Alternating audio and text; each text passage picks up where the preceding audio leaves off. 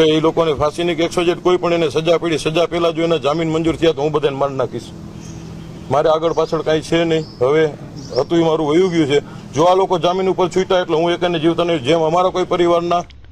નમસ્કાર મિત્રો, વિડીયોમાં તમારું સ્વાગત છે. હું છું વિષ્ણુ ઓફિશિયલની તમારું સ્વાગત કરે છે. વાત કરવામાં આવે તો રાજકોટની અંદર ટીઆરપી ગેમ ઝોનની અંદર આગ લાગી છે અને હું તમને સત્ય જણાવીશ. બસ સત્ય તો બધાને કડવું લાગે છે મિત્રો, આવા અધિકારીઓને તો ઘણું કડવું લાગશે. તમને વિડીયોની અંદર સંપૂર્ણ જાણકારી આપીશ, બસ મારી સાથે બન્યા રહેજો. રાતોરાત આગ બુઝાવના મશીનો લાવી દીધા ને રાતોરાત આગ બુઝાવના મશીનો પણ લગાવી દીધા. અરે શરમ કરો, થોડી શરમ. પહેલાં આવું કામ કર્યું હોત તો એકે જીવ આવી રીતે જીવિત ન સળગોત ને દર્દનાક ઘટના ના થોત મિત્રો. એમની સામે કડક કાર્યવાહી થવી જોઈએ મિત્રો. આ બધા કરોડોને લાખોના ધંધા ખોલીને બેઠા છે ને લાખોની ફેક્ટરીઓ બનાવીને બેઠા છે ને ધંધા કરે છે.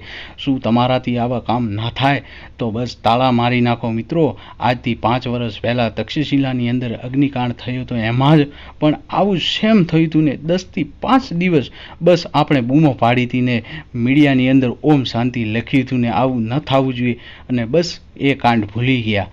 શું તમે જાણો છો કે જે માણસે ખુદના માણસો ગમાવ્યા છે એમના ઉપર શું વીત્યું છે, ને પોતાના પુત્ર ગમાવ્યા છે એના ઉપર શું થયું છે, ને પોતાના પતિ ગમાવ્યા છે એના ઉપર શું થયું છે, ને પોતાના મા બાપ ગમાવ્યા છે એના ઉપર શું થયું છે? શું તમે જાણો છો એમના ઉપર દર્દ કેટલો થયો છે? એનું બધું શું આપણને 5 કે 10 દિવસ યાદ રહેશે. સોશિયલ મીડિયાની અંદર શ્રદ્ધાંજલિ આપીશું અને બસ આપણે ભૂલી જાશો. શું 25થી પણ વધારે મોત થયા છે? હજી પણ આંકડો સામે આવ્યો નથી કે કેટલા સળગ્યા છે જીવિત.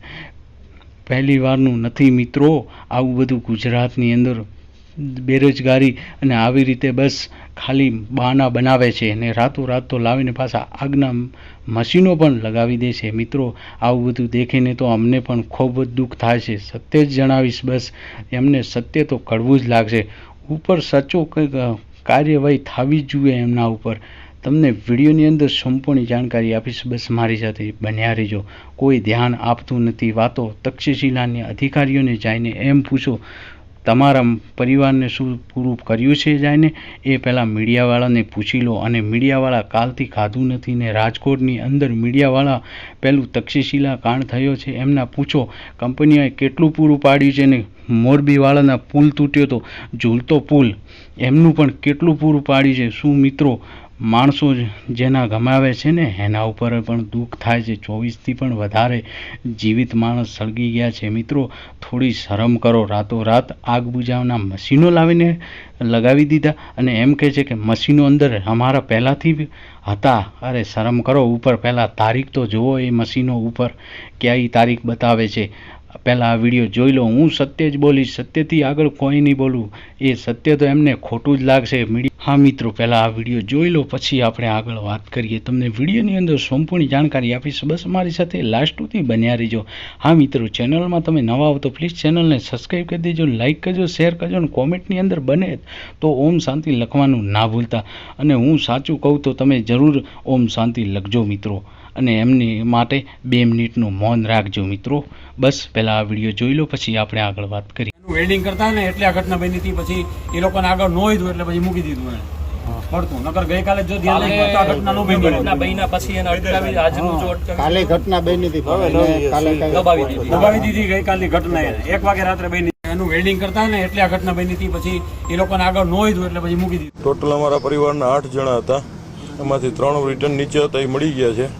5 મિસિંગ છે. એમાં મારો દીકરો છે, રાજભાઈ નામ છે એનું. બીજા મારા સાડુભાઈ છે, એક એમનો દીકરો છે, એક એના મોટાભાઈની બેબી છે અને એક એમના સાડા. ટોટલ 5 જણાની કોઈ ઓળખ પરડ થતી નથી. એવી રીતના મારી માંગણી એ છે કે સરકાર એને કાં તો ફાંસીની સજા દે, બરોબર છે, અને કોઈ પણ રીતનો આમાં કોઈ એડવોકેટ ભાઈઓ છે એ કોઈ આનો કેસ ન લડે, નો હાઈકોર્ટમાં કે નો સુપ્રીમમાં કે નો અહીંયા. જો કોઈને પૈસાથી જ કેસ લડવો હોય તો જે એની ફી થતી હોય નથી 2 લાખ રૂપિયા હું મારા પોતાના વધારે આપીશ. બીજું મારે કોઈ સરકારી સહાય જોતી નથી. મીડિયાની હાજરીમાં મને જે સરકારી સહાય મળશે જેને જરૂરિયાત છે એનું આપી દઈશ. બીજું જો આ લોકો એક જાતની ને સજા પડી કે એ લોકોને ફાંસીની કે 100 કોઈ પણ એને સજા પડી, સજા પહેલા જો એના જામીન મંજૂર થયા તો હું બધાને મારી નાખીશ. મારે આગળ પાછળ કાંઈ છે નહીં. હવે હતું એ મારું વયું ગયું છે.